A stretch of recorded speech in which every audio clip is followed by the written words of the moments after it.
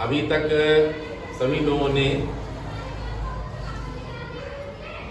Law of motion देखे, first law, second law और third law. ठीक है, अब हम देखेंगे यहां पर कि सेकेंड लॉ और थर्ड लॉ का वास्तव में रिलेशन है, या यूं कहा जाए कि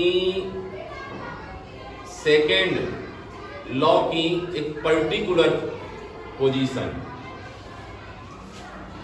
थर्ड लॉ में कन्वर्ट होती है। इसलिए हम यहां पर देखेंगे कि सेकेंड लॉ से क्या हम थर्ड लॉ निकाल सकते हैं, बना सकते हैं। ठीक है, अगर बना सकते हैं तो फिर बना के देखते हैं। ठीक है, सबसे पहले यहां पर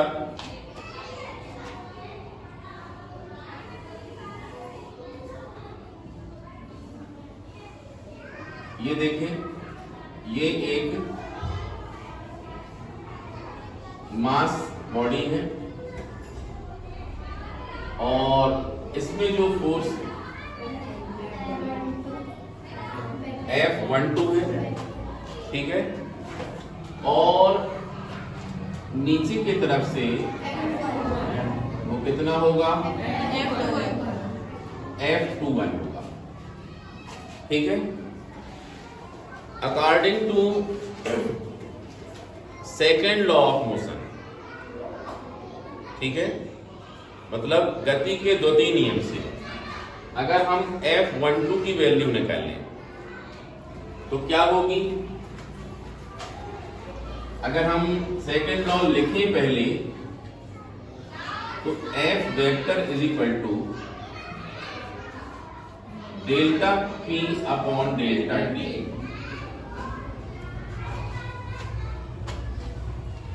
ठीक है, rate of change of momentum मतलब संवेग परिवर्तन की दर लगाए गए बल के बराबर होती है। ठीक है, समानुपाती होती है, अपन ने कांस्टेंट 1 ले लिए तो बराबर होती है।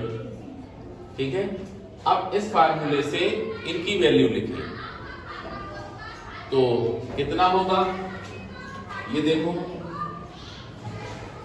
F12 vector is equal to delta P1 vector upon delta T। ठीक है, ऐसा ही हम लिखें F21 vector is equal to delta P2 vector delta T। ठीक है, अब यहां पर दोनों ही फोर्स को इनको ऐड करने हैं, ये है फर्स्ट और ये सेकेंड, दोनों इक्वेशन को ऐड करते हैं। तो इक्वेशन फर्स्ट इक्वेशन सेकेंड, तो क्या आएगा, F12 vector plus F21 vector is equal to क्या आएगा बोलो, delta P1 vector upon delta T plus delta P2 vector upon delta T। ठीक है, इसको थोड़ा सिंप्लीफाई करें तो ये आ जाएगा delta P1 plus P2 upon delta T। अगर देखें हम यहां पर मान लें P1 plus P2 is equal to P, कितना आएगा बोलो, ये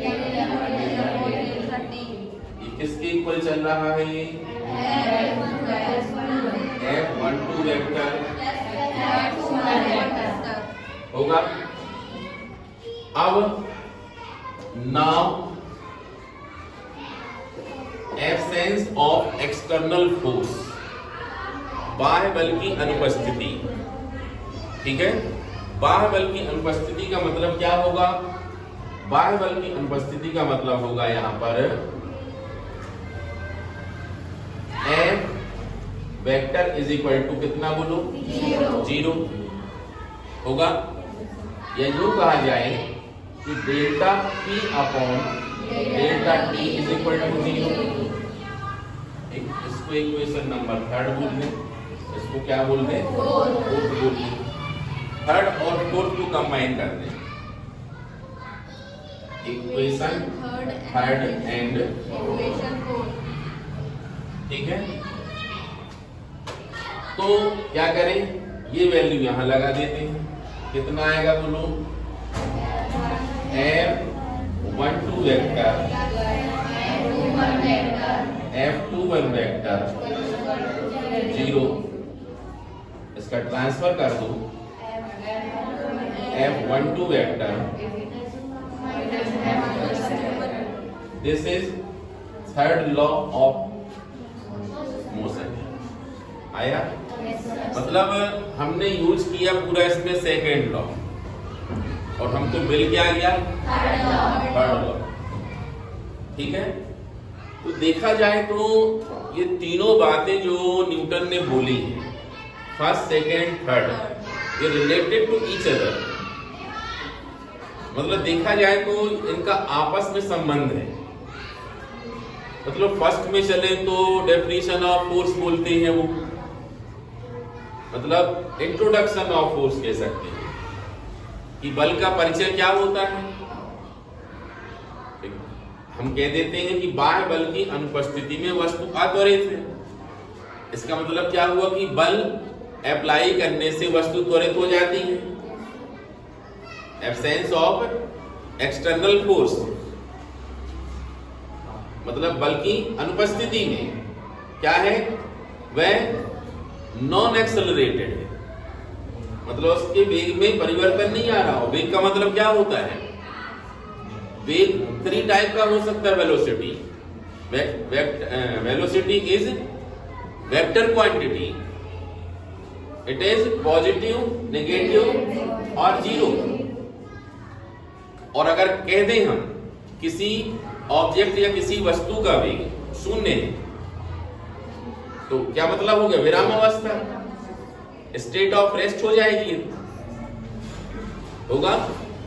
इसलिए देखा जाए तो यहां पर स्टेट ऑफ रेस्ट मतलब अगर वेलोसिटी 0 है, नॉन एक्सेलरेशन की बात हो रही है, मतलब वस्तु अत्वरित रहेगी, मतलब उसका वेग जैसा है तो वैसे ही रहा आएगा, या फिर रेस्ट में है तो रेस्ट ही नहीं आएगी वो, ठीक है। और अगर ऐसा बदलना है तो क्या करना पड़ेगा, फोर्स अप्लाई करना पड़ेगा। मतलब फोर्स एक ऐसा फैक्टर है जो ऑब्जेक्ट की पोजीशन चेंज कर देता है, उसको डिस्प्लेस कर देता है, यहां से वहां कर देता है, ठीक है। तो देखा जाए तो फर्स्ट लॉ में क्या है, फोर्स के बारे में बोला गया है। सेकंड मतलब what do you means by force, मतलब बल से आप क्या समझते हैं, बल का मतलब क्या होता है, उसके बारे में बताया जा रहा है फर्स्ट में। और सेकंड में क्या बताया जा रहा है कि मेजरमेंट ऑफ फोर्स, मतलब बल की परिभाषा, बल का मापन कैसे होगा, उसका मान कितना होगा, फार्मूला क्या होगा, मैथमेटिकल डेरिवेशन क्या होगा। F = ma निकाल दिए अपन ने, ये F = delta P upon delta T निकाल दिए हम, ये सेकंड में निकालते हैं। और थर्ड में क्या है, थर्ड में क्या है, every reaction there is an क्या इक्वल एट अपोजिट एक्स, मतलब कोई भी एक्शन है तो उसके इक्वल और अपोजिट रिएक्शन होता है।